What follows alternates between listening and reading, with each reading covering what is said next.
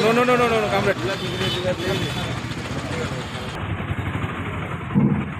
Photo nah, kisan le photo unta yaar lo. This na photo. Wait sir.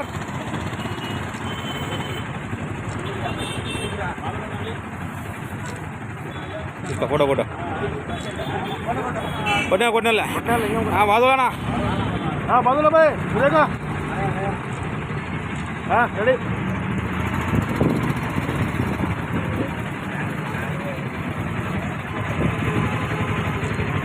देखो सुनीडा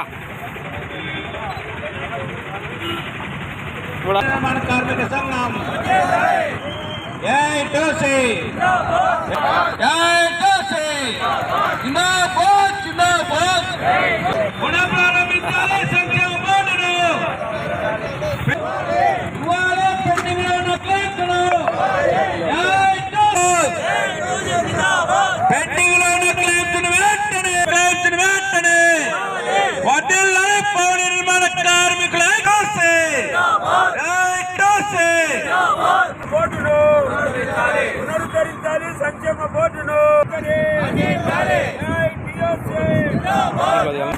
రాష్ట్రంలో అధికారంలోకి వచ్చినటువంటి Chandrababu Naidu Pawan Kalyan సీఎంలుగా deputy సీఎంలుగా ప్రమాణం చేసి అధికారం ఎలగబెడతా ఉన్నారు.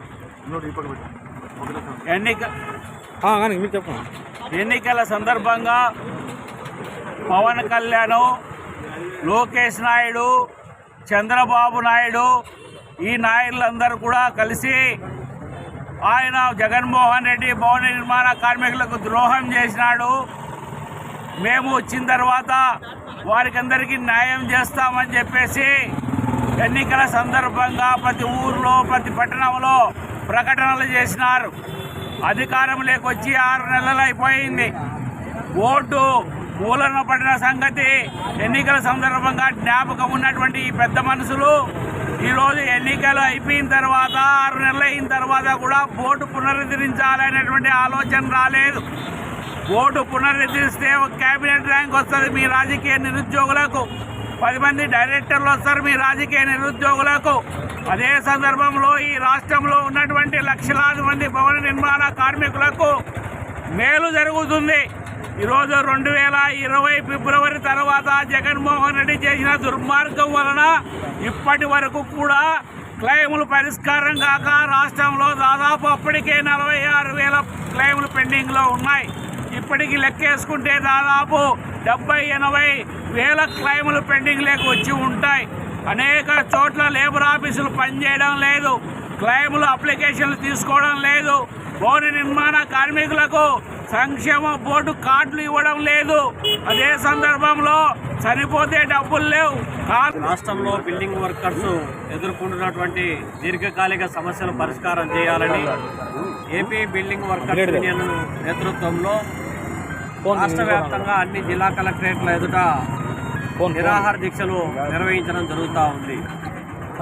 ఇవాళ నిర్మాణ రంగంలో క్రియాశీల పాత్ర పోషిస్తున్నటువంటి వాళ్ళు బిల్డింగ్ వర్కర్స్ తమ ప్రాణాలను పణంగా పెట్టి నిర్మాణ రంగంలో పనిచేస్తున్నటువంటి అరుగాలం కష్టపడి పనిచేసేటటువంటి వాళ్లకు ఇవాళ ఏదైనా ప్రమాదం జరిగితే ప్రాణాలే పోతే వారిని ఆదుకునేటువంటి దిక్కు లేక అన్ని విధాల ఇబ్బంది పడతా ఉన్నటువంటి కుటుంబాలను ఆదుకోవాలని దీర్ఘకాలంగా చేసిన పోరాటాల ఫలితంగానే సంక్షేమ బోర్డును ఏర్పాటు చేస్తే పాలక ప్రభుత్వాలు ఆ సంక్షేమ బోర్డులో ఉన్నటువంటి నిధులను కాజేయడానికి వేరే రంగానికి మరల్చడంలో ఉన్నటువంటి శ్రద్ధ ఆ రంగంలో పనిచేసేటటువంటి కార్మికులకు సంక్షేమం కోసం వెచ్చించేటటువంటి ఆలోచన చేయకపోవడం అనేటువంటిది చాలా దుర్మార్గపూరితమైనటువంటిది. ఇవాళ పట్టణాలలో లేకపోతే గ్రామాలలో ఎక్కడ నిర్మాణాలు జరుగుతూ ఉన్నా ఆ నిర్మాణ రంగంలో పనిచేస్తే బిల్డింగులు కడితే బిల్డింగులు అమ్మితే దాని మీద వచ్చేటటువంటి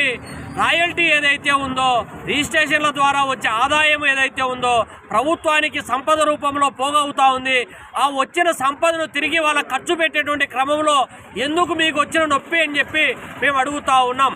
ఇప్పటికైనా చాలా రోజులుగా పెండింగ్లో ఉన్నటువంటి క్లెయిమ్లు, యాక్సిడెంట్లు కావచ్చు, డెత్తులు కావచ్చు, లేకపోతే ఇంకొక రకమైనటువంటి క్లెయిమ్లు ఏవైతే పెండింగ్లో ఉన్నాయో వాటిని తక్షణం చెల్లించాల్సినటువంటి అవసరం ఉంది. సంక్షేమ బోర్డును పునరుద్ధరించి దానికి కావలసినటువంటి జవసత్వాలు కూడబెట్టి వీళ్ళను ఆదుకోవాల్సినటువంటి అవసరం ఉంది. అరుగాలం కష్టపడిన తర్వాత 50 ఏళ్ళు దాటిన తర్వాత వాళ్ళను పెన్షన్ రూపంలో ఇచ్చి ఆదుకోవాల్సినటువంటి అవసరం, బాధ్యత ఉంది.